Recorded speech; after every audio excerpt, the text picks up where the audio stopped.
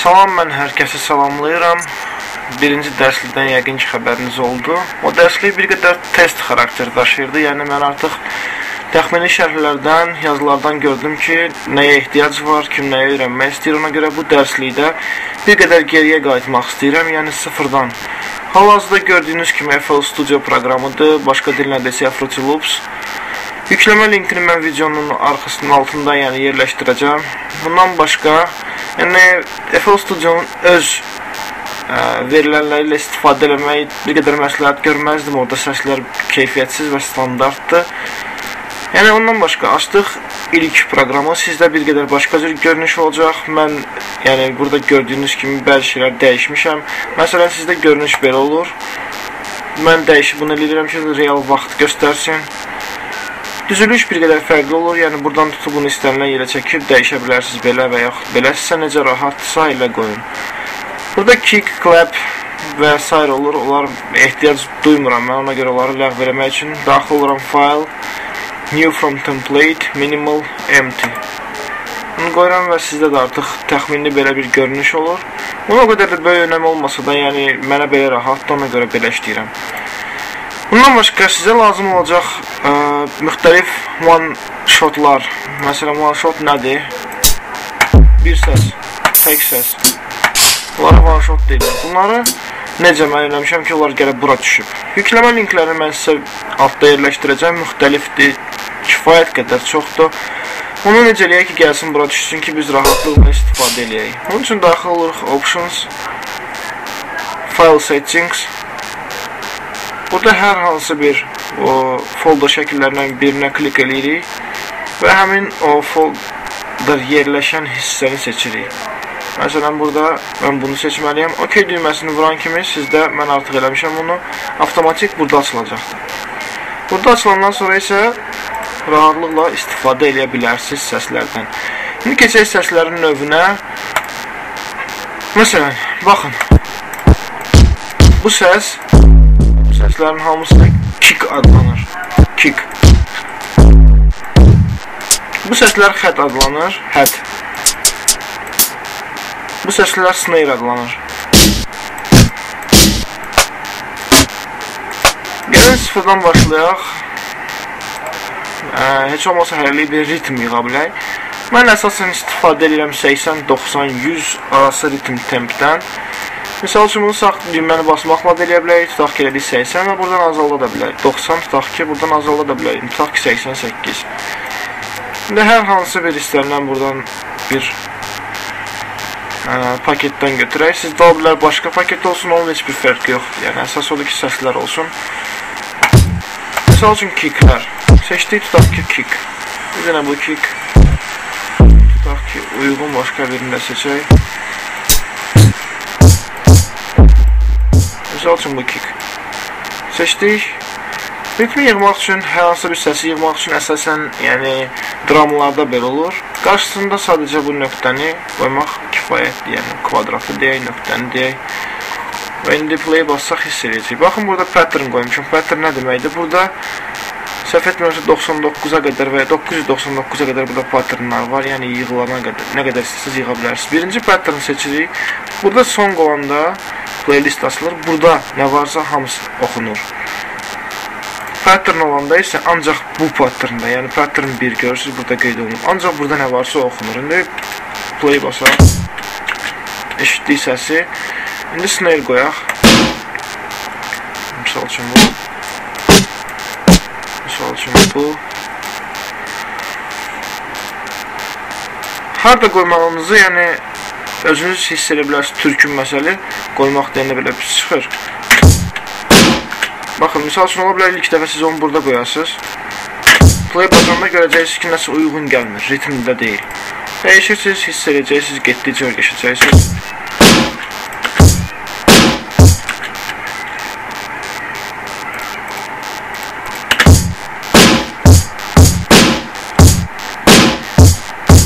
Görürsünüz, sadə bir ritm yığdıq. İndi əlavələr eləyək ritmə.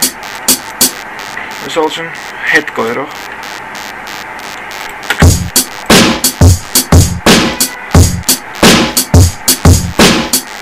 Sadə bir ritim.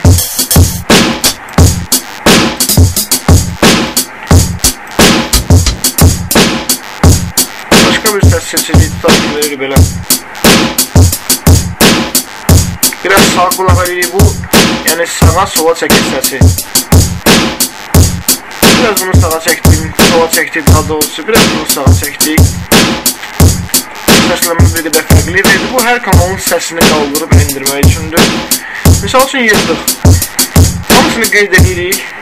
Stop eləyək. Hamısını qeyd edirik. Ctrl-C, Ctrl-C düyməsini vurduq. Tutaq. Keçdik ikinci patternə. Bunu Ctrl-V elədik. Gəldi ritim bura. İndi bir ritimdə ikinci hissədə bir qədər dəyişiklik eləyək. Misal üçün.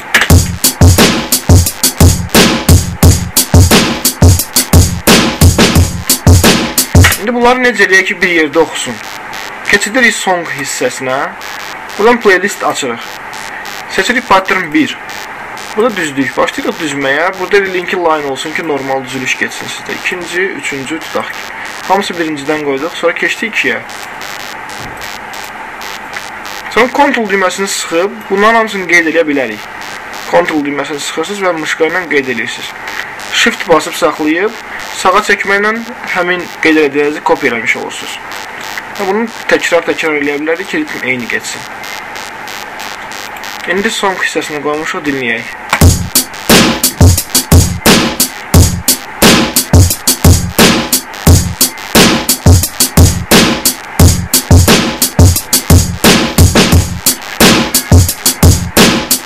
Gördüyünüz kimi belə sadə bir ritm alırıq. FL Studio'nun özündə burada insert bölməsində kifayət qədər instrumentlər var. Sizdə ola bilsin ki, daha çox idi. Mən buradan bəzilərini yığışdırmışam. Buradan bəziləri mən istifadə eləmədiyini yığışdırmışam. Ümumiyyətlə, hal-hazırda mən studiyada deyiləm, evdəyəm və ona görə burada əlimin altında olan şeylər, yəni demək olar ki, elə sizdə olan qədər də azdır. Yəni, ümumiyyətlə, yenə də məsləhət görmürəm FL Studio'nun öz paketində olanlardan istifadə eləməyə. Var orada bəzi səslər ki, hansından normal nəsə eləmək olar, amma ümumilikdə götürəndə kifayət qədər zəif səslərdir. Bu 9-cu hissədə, 10-cu hissə hələ tam sındırılmış yoxdur. S-Sign timli Air-dən daha hələ ki yoxdur. Gözləyək nə vaxt Air onu normal sındırar, ondan istifadə eləyərik. Belə, misal üçün, burada istifadə eləyə biləcəyiniz səslərdən, misal üçün, açaq Toxic Biohazard tutaq ki. Buradan nə seçə bilərik? Görək nə var burada? Normal səslərdən. Tutaq ki, lidlərə baxaq.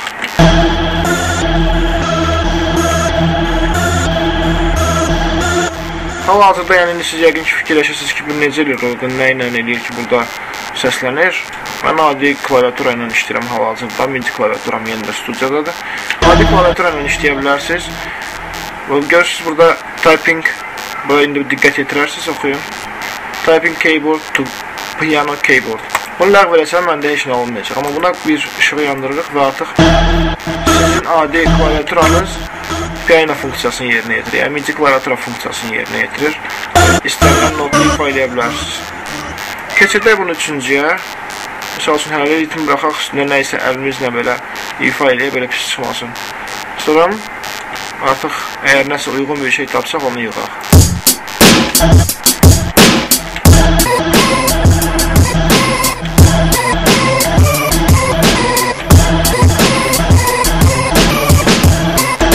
Nəyəcə, təxmini belə bir şey yığmaq olar. Ritmin üstünə yıxsaq daha rahat olar ki, birinci dinləyək, bunu patternə keçirdək, sonra keçidəliyik başqa patternə.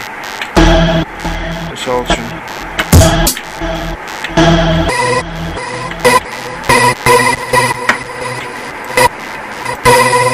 Bir də onu deyim ki, heç kim xahiş edirəm, şərhlərdə yazmasın ki, mən bomba bit yığıram, mən ölüm yığıram, ondan yaxşısını yığardım. Mən burada necə yaxşı bit yığdığımı göstərmirəm, heç kəsə özümü göstərmirəm. Sadəcə bildiyim bəzi şeyləri paylaşmaq istəyirəm. Əgər kimsə bundan yaxşısını bacarsa, buyursun eləsin, biz də şad olaraq ki, kimsə kiməsə nəyisə öyrətməyə çalışdı. Yoxsa ki, keçən dəfə ki, dərsliyin altında görürəm yazıblar. Bu nədir, mən bundan milyon dəfə yaxşısını yığaram. Yığarsan Allah canımı sağ eləsin. Yenə də deyirəm, mən burada heç kəsə özümü göstərmirəm. Bu sadəcə bədahətən elə belə sadə bir göstərişdir ki, necə göstərmək lazımdır, nə eləmək lazımdır. FL Studio açanda insanlar bilsin ki, bundan necə istifadə eləmək lazımdır.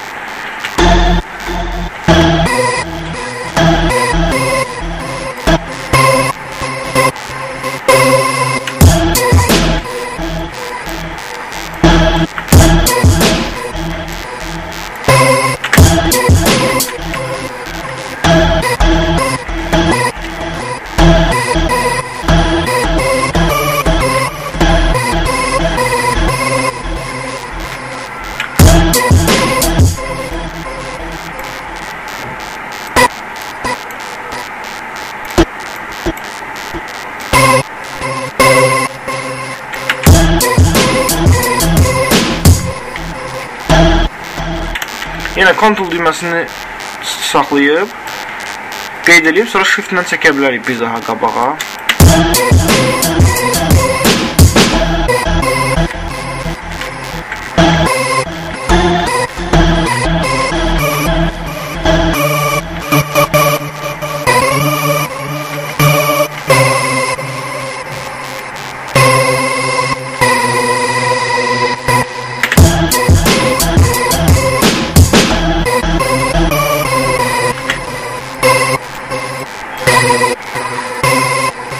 Özünüz hiss edirsiniz ki, nəsə düzgün deyil, çəkirsiniz sağa sola, ritmi oturtturmaq üçün.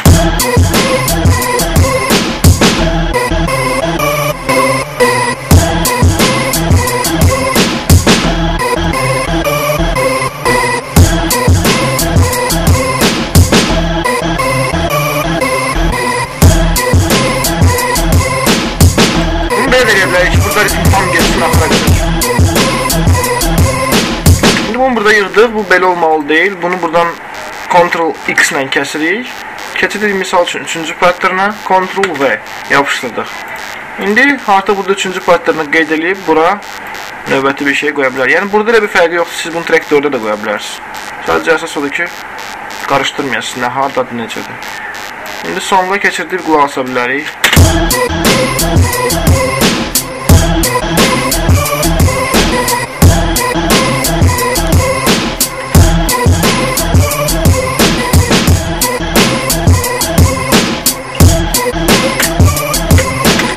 Yəni sıfırdan başlamaq üçün hələlik mənə elə gəlir ki, bu izahatlar kifayət eləyər. Növbəti dərsliklərdə bəzi başqa elementləri izah eləməyə çalışacağım. Hələlik bu qədər. Sağ olun, çox sağ olun ki, vaxtınızı ayırdınız, dinlədiniz.